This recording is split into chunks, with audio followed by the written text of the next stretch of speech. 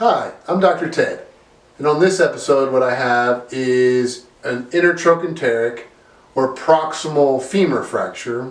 Some people call it a hip fracture, but really if you want to get nitpicky about orthopedics, it's probably not really a hip fracture, it's more of a proximal femur fracture, but that's splitting hairs and who really cares.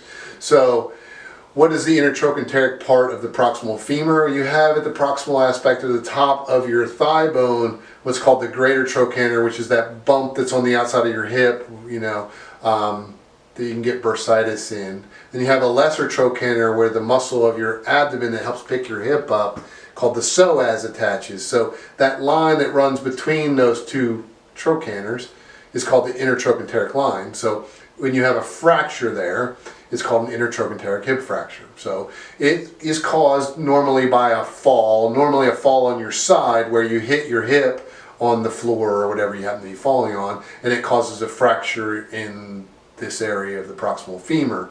It's interesting and it has some problems associated with it. It's a very broad piece of bone, so it has a higher propensity for needing blood after surgery because you have more bleeding bony surfaces, so there are a larger area of surface that's bleeding, leading to greater blood loss post-operatively, and then therefore needing a blood transfusion more often.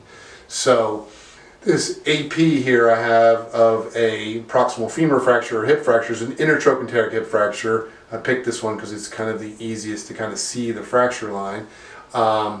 This is basically fixed with what's called the way I do it is called a trochanteric fixation nail, which is a short nail that goes down the medullary canal of the femur, and then there's a screw that goes up into the femoral head, and there's another screw that goes across the femur to transverse this fracture to allow the patient to ambulate early. So I have an AP and a lateral here of this short trochanteric fixation nail. So this is the AP right here. So you can see this little short nail that's transversing this fracture and holding it very well. And then we have a lateral of the nail that shows the same nail just from the side.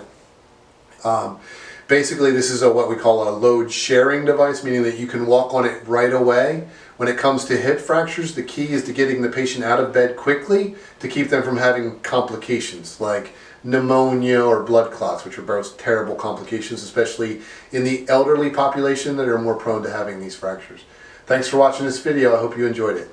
Hi, Dr. Ted. Thanks for sticking around after the video. If you'd like to see some more content from us, please subscribe to the channel and like this video.